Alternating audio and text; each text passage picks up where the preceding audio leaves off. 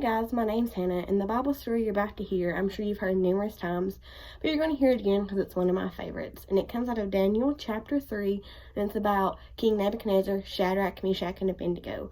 And so the condensed version of the story is King Nebuchadnezzar had a golden statue made. It was a huge statue. It was 90 foot high, 9 foot wide. And he said, anytime you hear a musical instrument or music, I need you to bow down and worship the statue. If not, you'll be thrown into the burning furnace of fire. However, this furnace was just not a small furnace you would see in someone's house that they would cook with. It was an industrial furnace that was sometimes used for baking bricks and smelting metal.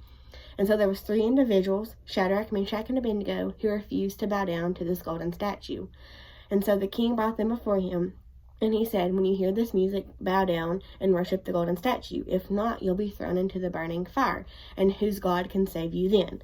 And so they replied in verses 16 through 18, Nebuchadnezzar, we don't need to give you an answer to this question.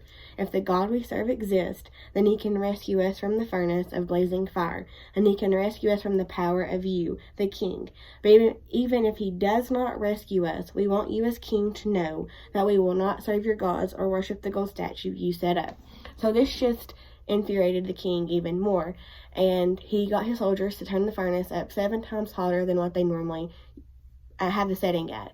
And he also got his soldiers to take rope, bound Shadrach, Meshach, and Abednego up, and throw them in the fire. The fire was so hot that it actually killed the soldiers who threw them in. And so King Nebuchadnezzar looks into this fire and says, did we not throw 3 men in? How come there's a 4th one, and he looks like a son of God? And the soldiers replied, no, sir, we only threw 3 men in. And so King Nebuchadnezzar called down to Shadrach, Meshach, and Abednego and said, come out of this fire. And when they came out, the only thing that was burned was the rope that bound them together. Their clothes was not burned. There was no singed hair. They didn't even smell like smoke, which is pretty incredible since they were in this burning fire.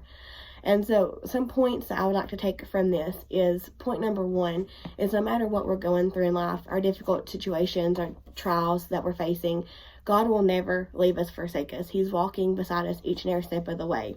And point number 2 is he may not remove us from the situation we're going through. Even though he removed Shadrach, Meshach, and Abednego during this story, they said in verse 18, even if he does not, we still will not serve your king or your God. And so that's kind of an outlook we need to have. There's sometimes God will not remove us from our situation, and maybe that's to help our testimony later down the road, or maybe it's to open our eyes up to something that he wants us to see.